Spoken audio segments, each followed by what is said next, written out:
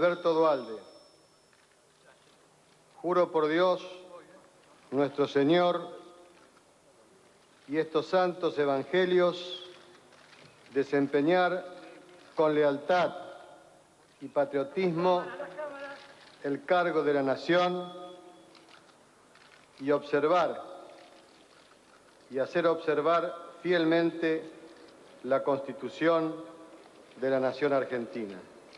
Si así no lo hiciere, Dios y la Nación me lo demandan.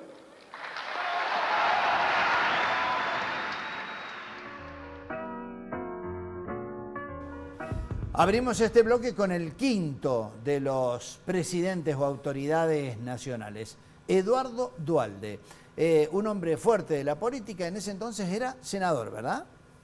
Senador nacional. Bueno, ¿y qué se podía esperar de Duhalde al frente del país? Porque él es el que termina tomando el toro por las astas en el asunto más complicado, que era la cuestión del corralito, a ver cómo se resolvían tantos dólares guardados en los bancos, que termina especificando, ¿no? Claro, y que se refleja también en la misma impericia, o una impericia análoga a la de Rodríguez Sá, cuando dice el que puso dólares va a recibir dólares, ¿no? Ya lo vamos a repasar. Ahora, políticamente, ¿qué significaba Duhalde al frente del país? Bueno, yo creo que el peronismo bonaerense, o una parte importante del peronismo bonaerense. Ahora, a mí lo que me llama la atención de las imágenes que se han mostrado, sí, tanto de la asunción de Rodríguez Sá como de la asunción de Duhalde, es el clima festivo, ¿no? Porque en el medio de una crisis tremenda, de que la gente estaba desesperada, tratando de recuperar sus ahorros en las calles, recordemos que es la época de la gestación de las grandes organizaciones sociales, sí, ¿no? De las organizaciones de gente... El lema en ese entonces era el que se vayan todos. Claro, acompañado de otro que unía piquetes y cacerolas. La lucha es una sola, que suponía la unión de la protesta de las clases medias con la protesta de los trabajadores desempleados, ¿no? Claro. Bueno, en este contexto de crispación social, son llamativas las imágenes que acabamos de ver, ese tono festivo, ese aire festivo, claro, que tuvieron ambas asunciones. ¿Qué habrán pensado por ese entonces? ¿Que era el final del calvario político que teníamos en la Argentina? Digo, de no tener un presidente constitucional elegido por gente. Tenían mucho que festejar, porque el 2001 significó el derrumbe del Partido Radical. Tras el 2001, el Partido Radical tardó muchísimos años en poder recuperarse. Y es más, ¿no? Es decir, tratar de generar confianza en la gente. Por supuesto. De modo que el peronismo se quedó sin adversario de fuste, digamos. Bueno, de todas formas creo que no era tampoco para celebrar mucho en razón de lo que era la República Argentina en esos momentos, ¿no? Así es. Bueno, y desde ese punto de vista, ya estamos acercándonos a lo que iba a ser otra etapa, otra era, que era la llegada de Néstor Kirchner al poder, iniciando la era del kirchnerismo. De todas maneras, ¿aprendimos algo desde el punto de vista de nuestra Constitución y las herramientas que tiene para poder resolver estos problemas de acefalía? Yo, si me permitís, Julio, me voy a retrotraer a la conversación con César. Sí. Creo que César decía esto significaba la llegada del poder de la provincia de Buenos Aires. Creo que es algo más microscópico todavía. Esto es la llegada del poder del conurbano bonaerense, de los varones del conurbano bonaerense, de una forma de hacer política, de una forma de entender la política, de una forma de recaudación de la política, de una forma de negocios de la política. ¿Sí? Posteriormente, esta forma de hacer política tuvo eclosión, ¿no es cierto?, y generó el anticipo de las elecciones para el 25 de mayo del año 2003, a raíz del asesinato de Costec y Santillán, sí, en el puente Avellaneda, ¿sí?, en el marco de manifestaciones sociales frente a la situación que existía en aquel momento. Ahora, lo más llamativo de esta situación, vos me preguntabas si hemos aprendido algo del tema de las sucesiones, la cefalía, es que nada de lo que sucedió posteriormente a la renuncia del presidente de la Rúa ha sido juzgado. No solamente por la historia, sino por la justicia argentina. La irresponsabilidad que significó en aquel momento afirmar en tono festivo de que, como lo vemos a Rodríguez A., de que no se iba a pagar la deuda externa, es decir, el planteo de una moratoria unilateral. Y luego, cuando Duhalde, de manera desembosada, ¿no es cierto?, le miente al pueblo argentino diciéndole que el que depositó dólares recibirá dólares, e implementa el corralón, no nos olvidemos de esto, y la mayor devaluación y especificación asimétrica que se tenga noción en la historia argentina, nada de esto fue juzgado. El único que fue juzgado fue el presidente de la Rúa por aquella denuncia del secretario del Senado, Mario Pontacuarto, proceso del cual resultó absuelto. Por el tema, por supuesto, de las coimas. Por el tema de las coimas en el Senado, resultó absuelto. Ahora, ¿qué es lo que sucede? Al día de hoy todavía seguimos hablando de las coimas en el Senado, dando por sentado que aquello que dijo Pontacuarto era cierto, y desconociendo de que hay un fallo judicial ratificado por la Cámara Federal de Casación Penal que estableció la ausencia de responsabilidad penal de Fernando de la Rúa y lo absolvió. Ahora, aquellos 5 presidentes en una semana, todavía ni el pueblo argentino los ha juzgado, ni la justicia se ha dignado a investigarlos. Lo hemos pasado prácticamente como una cosa totalmente anecdótica. A veces se recuerda en un tema musical de la Versuit Vergarabat, en la argentinidad al palo, casi como en una especie de letanía, alguien grita 5 presidentes en una semana como uno de los rankings que tenemos aquí en la República Argentina. Ustedes hacían referencia al tema de ese dicho que se terminó convirtiendo en una mentira prácticamente de Eduardo Duhalde respecto al tema de qué iba a pasar con los depósitos en dólares. Aquí está, de nuestro archivo.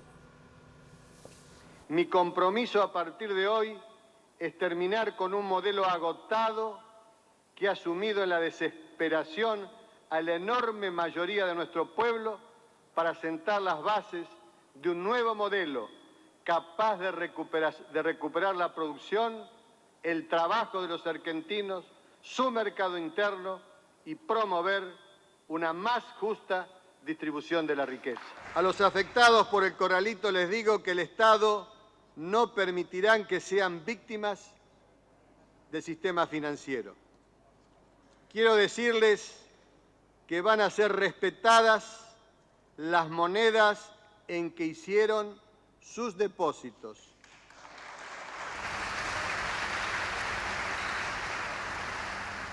Es decir, el que depositó dólares recibirá dólares. El que depositó pesos recibirá pesos.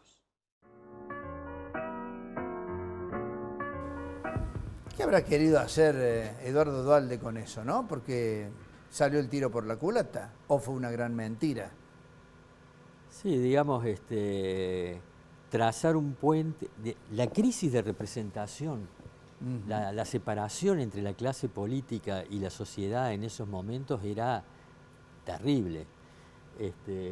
Creo que lo que dice Duhalde, yo no sé si él habrá sido, yo no creo que él haya querido mentir. Me parece más bien, porque la mentira tiene patas muy, muy cortas, me parece más bien que forma parte de esa mentalidad de improvisación, de cierta falta de responsabilidad, digamos, cierta ligereza, ¿no? Que es típica de ese tipo de liderazgo político populista, ¿no? Es decir, tomar medidas desresponsabilizándose de sus consecuencias. Bueno, sirvió al menos para el levantamiento del corralito. ¿Quieren que recordemos a Jorge Remes-Lenikov hablando precisamente de cómo terminaba este corralito? Después, Rodrigo, vos le llamaste corralón, bueno, podemos hablarlo y discutirlo después, pero quien era el responsable de economía lo planteaba de esta forma. Nosotros vamos a especificar toda la economía argentina. Acá también seguimos la regla de otros países. Todos los países tienen su propia moneda. Nosotros queremos tener nuestra autonomía y nuestra propia moneda. En este proceso de pesificación partimos de un par de principios. Vamos a preservar el poder adquisitivo de todos los depositantes. Segundo, vamos a facilitar la cancelación de los créditos por parte de los deudores. En tercer lugar, queremos evitar quiebras masivas de las empresas y en consecuencia del sistema bancario. Nada más ni nada menos que el límite con el abismo. Lo que anunciaba Jorge Remes Lenikov.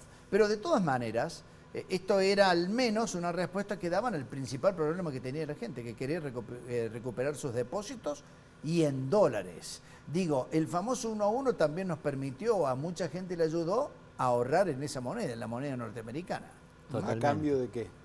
Bueno, hoy casualmente que estamos hablando de que tenemos que, o al menos un candidato propone dolarizar la economía, nos debería servir también esto como un claro ejemplo de lo que puede llegar a conseguir.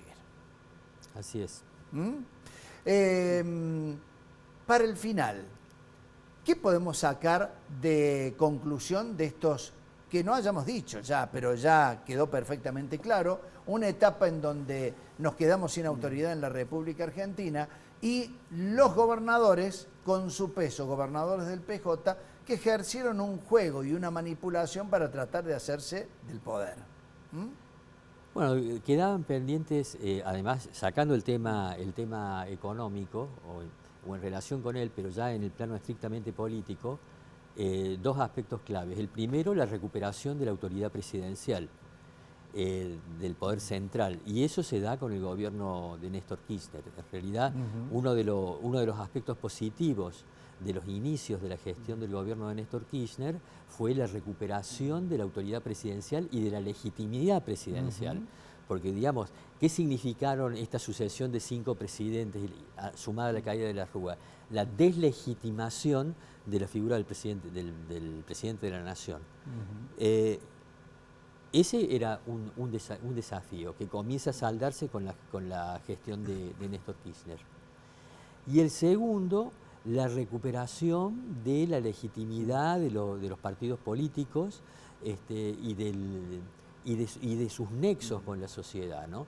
Porque recordemos que en esos primeros años del siglo XXI, las organizaciones sociales reemplazaron en gran medida a los partidos políticos como instrumento de transmisión de las demandas sociales. Exactamente, un momento en donde se hacen cargos, se constituyeron en asambleas barriales o en algún departamento un poco más grande. Para el final nos quedaría solamente una mínima reflexión, porque me queda muy poquito tiempo, Rodrigo, pero de cara al futuro, ¿deberíamos pensar en la figura del primer ministro? Digo, para que no volvamos a pasar por situaciones como estas. ¿Lo podría haber resuelto? Quizás una utilización y un entendimiento adecuado de la figura del jefe de gabinete incorporado a la Constitución Nacional en la reforma de 1994 podría haber servido como fusible para evitar el hecho de esta sucesión de presidentes que se dio a fines del año 2001. Lo cierto es que no se puede desconocer que culturalmente, desde el punto de vista institucional del manejo del poder, nuestro país tiene una larga y fortísima tradición hiperpresidencialista. Es decir, no estamos preparados para un primer ministro. Y sumado a eso, nosotros tampoco tenemos un sistema parlamentario. Claro. Como el que tienen algunos países de Europa, que permiten, ¿no es cierto?, que la figura del primer ministro, a través de la moción de censura, pueda ser, ¿no es cierto?, objeto de relevo para evitar que salte el presidente. Exactamente, como aconteció. César Katz, Rodrigo López Táiz, yo les quiero agradecer por compartir esta noche este episodio de Nuestra Democracia, que ha tenido algunos puntos verdaderamente interesantes como para repasar y recrear de la mano de la opinión y el conocimiento de ustedes. Así que muchísimas gracias. Gracias a vos, Julio, por la invitación y el canal. Muy amables. Muchas gracias, Julio, y aprovecho este último segundo para decir algo. Esta crisis, como tantas otras que ha tenido la Argentina, nos debería llamar a una reflexión muy íntima y preguntarnos quién ganó y quién perdió verdaderamente con aquella crisis del 2001. Muchísimas gracias. Vamos a la última pausa, muy breve para el final. Ya seguimos.